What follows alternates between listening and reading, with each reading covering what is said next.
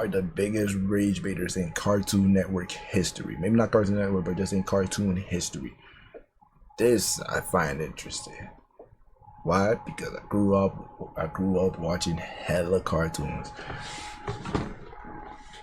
He better put the right people, man, because I don't know. There's some bad ones, bro. There's some real annoying ass cartoon characters, man. Oh man, I can already think of a few. Fuck. If he doesn't name them, bro, I'm gonna have to drop a comment or something. Just say it myself. Okay, the biggest rage baiters. Let's see what we got, man. The biggest rage baiters of all time. Okay, this video just had to be done. You guys really seem to like the last video, so I figured I had to run it back. Now, rage bait is an art form, okay? It's done to pretty much just make anybody as mad as possible. Yes, there's many methods to the madness. Some people might just instigate to rage bait, or some people might go about the method of being dumb on purpose, like Patrick, for example. Or sometimes people are just really, really annoying to the point where, at this point, they gotta be rage baiting. Because there's absolutely no way somebody could be this annoying. All right, anyway, so let's start off with Gumball. Okay, Gumball had to be... What the fuck? Yeah. All right, I'm just gonna ignore that. But anyways, Gumball is a rage baiter. I need clips. Show me your clips, cause I don't even think Gumball's that annoying. He has his moments for sure, but rage baiter was always trying to annoy everybody. I don't know what it was, but he spent one episode trying to annoy Alan so much to the point where Alan just breaks and gets mad at him. Like, this dude dead ass wanted to ruin his life just so Alan would get mad at him. This is the status update he put on. Yeah, I mean, I got it real, because the Alan dude seemed too fucking happy, man. Like, I don't even...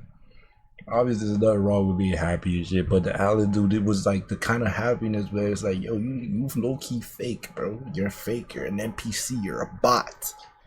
Why are you so happy all the time? Why does nothing faze you? So yeah, of course he had to test the limits. He had to see, is it like that for real? You really mean this shit? You really about this life? We gotta find out. We gotta find out if you're really about the life.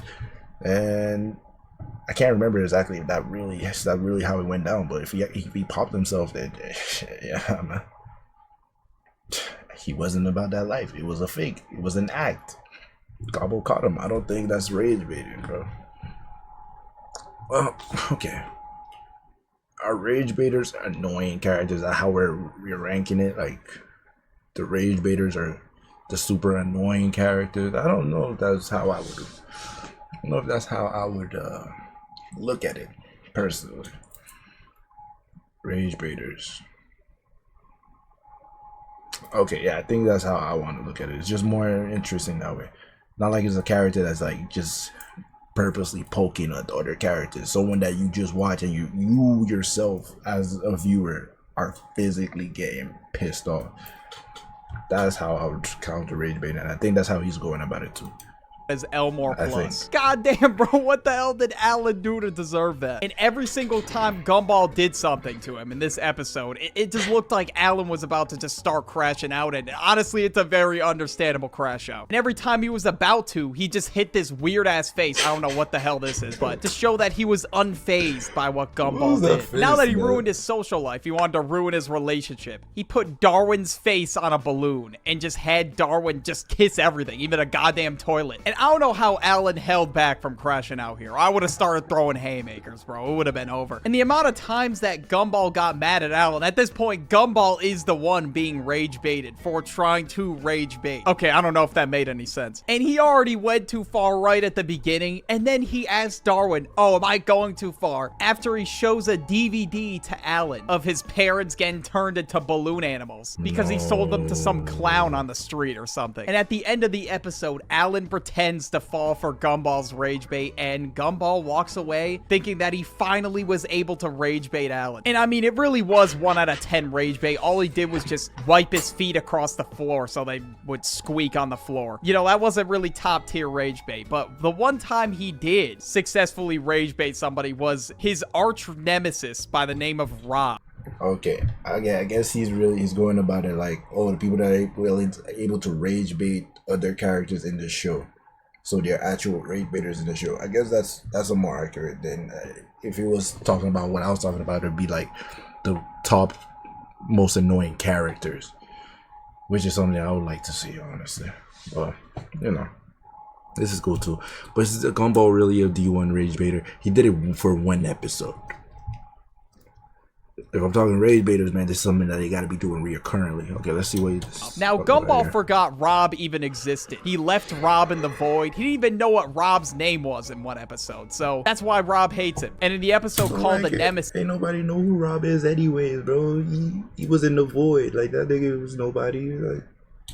Rob stopped hating him. His new nemesis was now Banana Joe. And the way he decided to get Rob to come back and be his nemesis was to rage bait him. Rob was setting up like these goofy ass, oldest trick in the book ass traps the entire episode. And Gumball just goes up to him and just starts distracting him every single time he's about to get Banana Joe to fall for his trap or whatever. And somehow Gumball just fucks it up for him every time. And I don't even know if he was intentionally rage baiting here. I think he was just being him, but regardless, it's fucking hilarious. But this dude, Rob, got so mad at him that he just grabs him and just starts shaking him around by the neck. But I guess that was Gumball's goal the whole time. He wanted an arch nemesis, so I guess he successfully rage baited him. And I've seen videos of this all over TikTok, and, well, that's what inspired me to make this video. It was captioned some shit like, when you successfully rage bait, bro, and honestly, that really is how it feels. Okay, but now we got a sleeper pick. We got Bugs Bunny. Now, I don't know what was good with Bugs Bunny, but this dude was just a menace. I remember as a kid,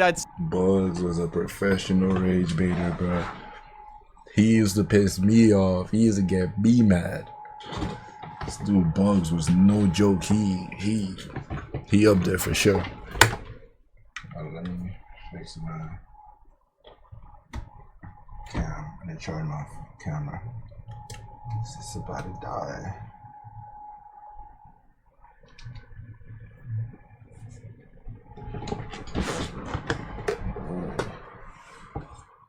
Calling me at this time.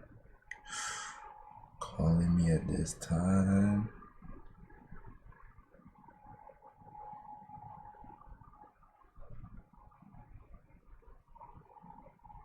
I'm gonna have to call her back. We got some videos to react to now. See a bunch of episodes that would air on, I think, Boomerang or Cartoon Network. It was Elmer Fudd trying to hunt Bugs Bunny during rabbit season. And even when, like, Elmer Fudd is about to shoot him and he's got, like, a fucking shotgun barrel pointed at his face, he always looks so confident because he knows that he's just gonna trick Elmer Fudd every time and just rage bait him. And he does every single time. It's kind of like also the Coyote trying to catch the Roadrunner too, like, bro never gets the Roadrunner. But it was just insane how gullible Elmer Fudd was. The amount of times he fell for shit, it was insane. Then in one episode, I think it was called Duck Season or something like that, Bugs and Daffy were fighting over who was going to be hunted by Elmer Fudd. According to Bugs, it was Duck Season, and according to Daffy, it was Rabbit Season. And when they got in a back and forth argument about it, Bugs said the opposite one and got Daffy to take a shotgun bullet to the face. And this happened multiple times, so the sheer amount of rage baiting here was crazy. But at the end of the episode, it ends up being Elmer season. So Elmer gets hunted by Daffy and Bugs. Crazy ending. But Bugs would also often rage bait Yosemite Sam. Now, I think this took place in the 1981 movie. And now I found this clip when I searched Bugs Bunny Yosemite Sam. And pretty much, this dude was trying to have a Western standoff with somebody. And the whole time, Bugs was just rage baiting him. He didn't follow the rules of the standoff. He was already saying he had onion breath at the beginning because he got up in his face. And Bugs being a rage baiter is definitely one of the reasons why I think Looney Tunes is hilarious. Now we got Stewie. Now Stewie always has something to say. He's that kind of rage baiter. He'll say the most out-of-pocket shit just to try to get you mad. It isn't specific episodes. Like, this is just who he is. He just followed some random fat guy with a tuba. And Chris as well. I don't know why he's like this, but this is the type of funny-ass shit you'll see him doing in a lot of the episodes, to be honest. And literally literally every episode, he's making wise-ass remarks to get everyone mad. Or, like, probably the most iconic example I could think of was where he was like, Mum, Mum, Mummy, like, for 2 minutes straight. Lewis! Lewis! Lewis! Mom! Mom! Mom! Mommy! Mommy! Mommy! The big rage Mama! bait for sure. Trying to get Lois's attention. And then when she finally said what, he just said hi and then just ran away. Like, at this point, he just does it for the love of the game. And Stewie definitely takes it too far sometimes, for sure. Like, he just says, like, the most ruthless shit of all time without even giving a second thought about it. Okay, we have to talk about Mordecai and Rigby. I've talked about them in a lot of videos at this point, but I mean, they just fit the qualities for a lot of these characters. Of course, and when it comes to rage baiting, okay, there's no stopping them. In the episode Lunch Break, Mordecai and Rigby order this super sub sandwich that's like $80. It was like a 8-foot-long sub or something like that. And Benson's reaction when they open the trunk is just priceless. But Benson, of course, is pissed off because he spent $85 on this goddamn sandwich that they're probably not going to eat all of it. So he said, if you don't eat all this by the end of the day, you are both fired. So they somehow plate clean the sandwich by the end of the episode. And honestly, you know what? Yeah, they did kind of deserve that. And in the episode The Prank Callers, Mordecai and Rigby made this prank call on Benson. And honestly, this is one of the funniest episodes in regular show. But Benson, I don't know, he was low-key asking for it because how do you fall for a Joe Mama joke? That's kind of embarrassing. So this was like the weakest form of rage bait, yet Benson still fell for it. And after falling for a Joe Mama joke, this dude Benson was screaming through the phone that the person on the other end of the line was going to get tracked down and that he was going to find them. All that over a Joe Mama joke? Yeah, that's kind of insane. I can't lie to you. And this dude just kept... Is it rage bait though if these dudes are so super easy to piss off, man? Like, freaking the dude from Looney Tunes is so easy to piss off. Benson, come on, bro. Like, it was just too easy. I expect Mordecai Rigby would breathe, and this nigga would be mad. It wasn't hard. They were annoying, don't get me wrong, but come on. Benson, bro, anyone could piss off Benson, man. Yimming on for a whole nother 30 seconds when he could have just hung up the phone. And they made him react so much to the point where they couldn't even keep it together. Like, Rigby had tears in his eyes. But this dude, Benson, got so mad that he fell for the oldest trick in the book that he stormed into this room that Mordecai and Rigby were in. That he lost his shit. And he was like, ring, ring. Hello. What's that? Mordecai and Rigby are banned from using the house phone? And then he just destroys it. Like, what I don't get about Benson, he's like always complaining about shit getting destroyed. Yet, I mean, did you see his apartment crash out? Like, that was insane. Benson has got to have one of the shortest fuses. This nigga drop kicked the TV, bro. That shit was actually, that was clean too. His apartment crash out? Like, that was insane. Like, boom, get the fuck out of the way. Like he's not about to pay for all this shit and all the damages, bro. Just insane crash out. Oh, we need another video, bro. The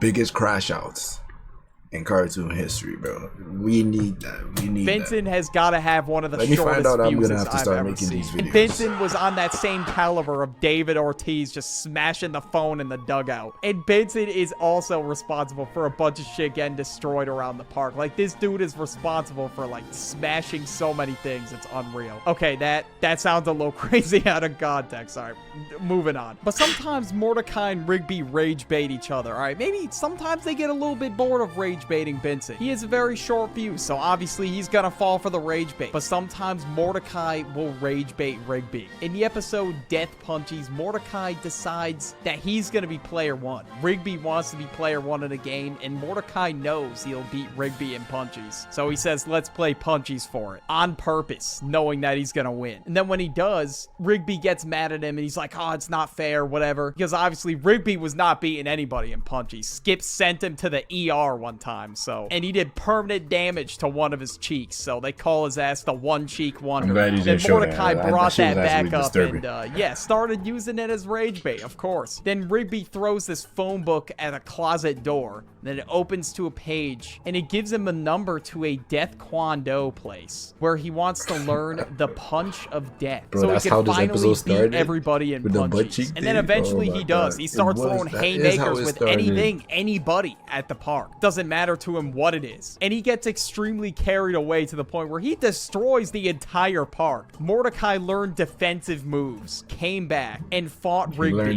in a 1v1. And during the whole thing, he was still rage baiting him. He said his punches were trash because he kept blocking them with defensive moves, and that he said he was never gonna win at punchies no matter what he does. And yeah, let's keep it a buck for a second. Yeah, that's probably true. And eventually Mordecai fake loses just so they'll stop fighting. And then Rigby finally gets to be player one just for him to die to a snail at the beginning of the first level. Okay, now we got Tom and Jerry. Tom and Jerry are always rage baiting each other, but to be honest, it's mostly Jerry. But Tom and Jerry are sometimes friends really in some Jerry, episodes. bro. It's like a love-hate relationship. That shit was hilarious, dude. Yeah, that shit was so, like, why were they, like, they hated each other, but sometimes they would be friends. That shit was so wild. But yeah, they were big rage baiters. Jerry especially would rage bait the hell out of Tom because it was easy as fuck. And then Tom, when Tom got his chances, he'd be rage baited. You don't really rage bait Jerry though. Jerry, I saw like 1 or 2 episodes where Jerry really got rage baited. Tom was the one who got rage baited the most, and then Tom would rage bait.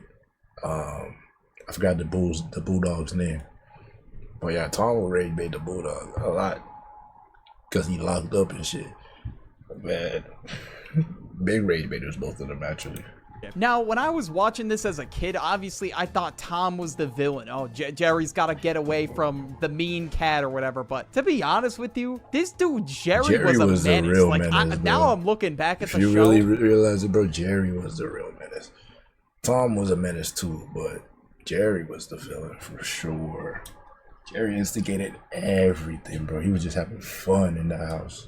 The amount of injuries and pain that Jerry has caused Tom is unreal. So honestly, there really is no villain. They're kind of just beefing with each other, rage baiting each other or whatever. Sometimes it's Jerry that starts it, sometimes it's Tom. I guess just to cite an example, there's this one episode where they went to the beach. I remember watching this one as a kid. The whole time they were just messing with each other. Like the moment Tom got there, he just plopped all his stuff on top of Jerry. With them, sometimes there is no harmony. There is no living a normal day. They just went back and forth at it the entire day. I've never seen a beef so persistent in my entire life. SpongeBob and Patrick. All right, they gotta be top 3. I don't even want There's to no watch way. this, The bro. amount of clips I hate these niggas, bro. SpongeBob especially, bro. Patrick,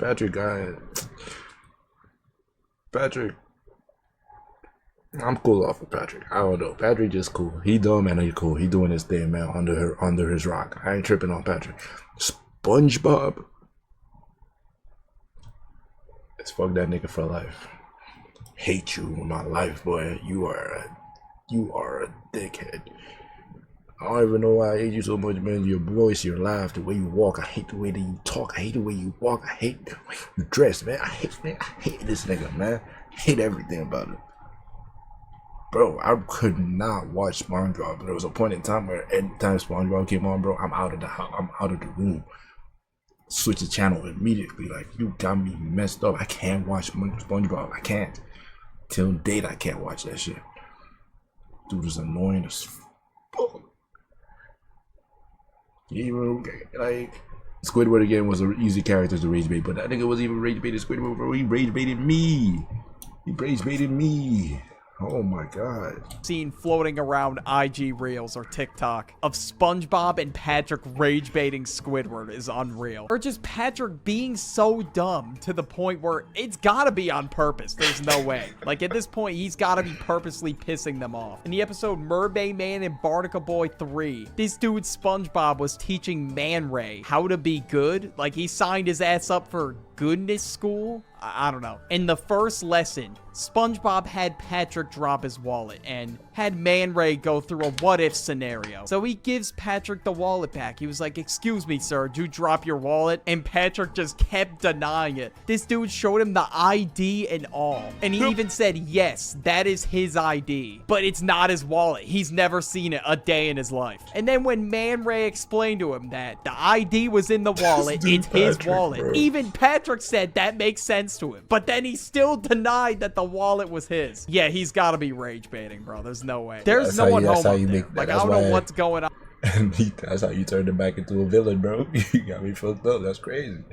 on in Patrick's brain, I have no idea. But all I know is that there is not a single thought behind those eyes. And the second lesson that SpongeBob was going to teach him is that if you see somebody struggling to lift something, maybe you should help them out. And when he tried to help Patrick out, he just kept dropping the package on his foot. I know I talked about Patrick in the last video, but look, I had to mention him again, all right? Like, it's just crazy. But in one episode, him and SpongeBob apparently dug Squidward's house underground. I don't remember the name of it off the top of my head, but I've been seeing this one clip of it everywhere where Squidward opens the door. SpongeBob and Patrick are just smirking at him. And obviously he's losing his shit because his house is underground. What they were trying to do was dig a hole between their houses so they wouldn't play in Squidward's yard. When Squidward insulted SpongeBob, I guess Squidward called him a reprobate, and he was like, yeah, we're reprobates, yeah.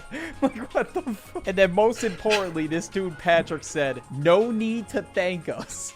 And then Squidward yelled, thank you, and Patrick said, you're welcome. SpongeBob, and especially Patrick, have got to be top tier rage baiters. Absolutely. For sure. Now we got Robin from Teen Titans Go. And throughout the show, Robin has I don't know why they made Robin such a bitch ass nigga, bro. Teen Titans Go.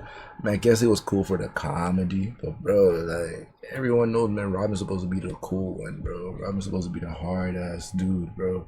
Why did he turn him into a weird ass, or rage baited ass little piece of shit, man, with no powers? Like, obviously he got no powers, but damn, you gonna be a dickhead too. You can't get no hoes, no hugs, no nothing. You just, like, he was really just occupying space and being bullied the entire time that I remember watching Teen Titans Go. That was sad, man. That was sad. A rival called Kid Flash. And now Robin wanted to beat him in a foot race. And when they lined up for a foot race, this dude Robin hit him in the knee with a staff and then just ran to the finish line. And in the episode Sour Grapes, this dude was rubbing it in the entire episode. Even though, okay, yeah, he obviously cheated. And I guess he said that he was enjoying the sour grapes that he bought. I guess that's just a metaphor for being salty. I don't know. And then this dude made a whole song about it. Like, I don't know why the hell he made a song, but for the entire episode, Robin just desperately wants to beat Kid Flash in this, I don't know, crime season or whatever the hell it is. But 9 times out of 10, I feel like they are not fighting crime, which is kind of crazy. And at this point, he's just rage baiting him just to cope with the fact that he cheated. Because any other time, he's losing. Or actually, my bad, guys. He's got that all day. And now we got the most recent example I could find. In Squid Game, player 456 was rage baiting player 388. And to be honest with you, I haven't gotten that far yet, and I really don't want to spoil it. My brother, the Duck, already watched season 2, and pretty much what he told me, but I've been seeing this clip Your on brother is the Duck. Okay. TikTok, and you know, I thought I'd have to include it because I enjoyed this video. You'll like this. It was a good video. I'll take it. I'll give him that. It was a good video. Appreciate it. I like that. I like that. I like that. I want to see more though. I want to see the most annoying characters in Cartoon Network or in cartoon history, and I want to see the biggest crash outs in cartoon history. Those two I need to see. I need to see those two, and I shall be satisfied. But yeah, thank you for watching the video, man. Thank you for watching the video. Please drop a like if you like the video. Like, comment, share, subscribe. Turn on post notifications, man. We're gonna be dropping hella reactions, man. Watch. Let's keep watching. Let's keep going, bro. See you boys in the next video. Hey, yo, Gerald out.